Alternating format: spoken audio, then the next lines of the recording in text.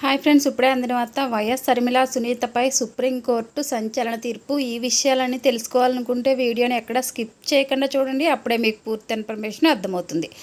అదేవిధంగా channel first time చూస్తున్నట్లయితే subscribe చేసుకోండి, లైక్ చేయండి. లైక్ చేయడం వల్ల ఇలాంటి ఇన్ఫర్మేషన్ చాలామందికి రీచ్ చేసిన వారు అవుతాం. ఏపీ రాజకీయాల్లో హీట్ టాపిక్ మాజీ మంత్రి వైఎస్ వివేకానందరెడ్డి హత్య. చిన్నాన్న వివేకను హత్య చేసిన వారికి టికెట్ సోదరుడు వైఎస్ జగన్మోహన్ రెడ్డి ఇచ్చారని షర్మిల సునీత పలుమార్లు వ్యాఖ్యానించారు. అయితే నేరస్తులను అసెంబ్లీ పార్లమెంటులకు పంపించవద్దంటూ సైతం ఏపీ కాంగ్రెస్ అధ్యక్షురాలు షర్మిల ఘాటు వ్యాఖ్యలు చేయడం తెలిసిందే. ఈ క్రమంలో కడప కోర్టులో వైఎస్ షర్మిల సునీతలకు ఎదురు దెబ్బ తగిలింది. ఏపీలో సార్వత్రిక ఎన్నికల ప్రచారంలో వైఎస్ వివేకానందరెడ్డి హత్య కేసు ప్రస్తావించవద్దని రాష్ట్ర హైకోర్టు ఆదేశించింది. బాబాయ్ వివేక కేసుపై ప్రచారం చేయకూడదని కడప కోర్టు సునీత షర్మిలను ఆదేశించింది.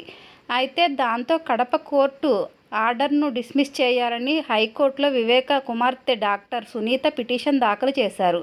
ఆపై సునీత పిటిషన్ను హైకోర్టు కొట్టివేసింది. కడప కోర్టులోనే తేల్చుకోవాలని వారికి హైకోర్టు సూచించింది. హైకోర్టు ఆదేశాల మేరకు కడప కోర్టు ఈ పిటిషన్ విచారణ చేపట్టింది. ఇరు వర్గాలు వాదనలు విన్న కడప కోర్టు షర్మిల సునీత దాఖలు చేసిన పిటిషన్ను కొట్టేసింది. తప్పుడు సమాచారంతో పిటిషన్ వేశారంటూ షర్మిల సునీతకు పులివెందుల టీడీపీ అభ్యర్థి బీటెక్ రవిలకు 10,000 రూపాయల జరిమానా కూడా విధించింది. కడప కోర్టు జిల్లా లీగల్ సెల్కు జరిమానాను కట్టాలని సూచించింది. ఇలాంటి లేటెస్ట్ ఇన్ఫర్మేషన్ వీడియోస్ కోసం ఛానల్ని సబ్స్క్రైబ్ చేసుకొని లైక్ చేయండి, షేర్ చేయండి. Thank you for watching.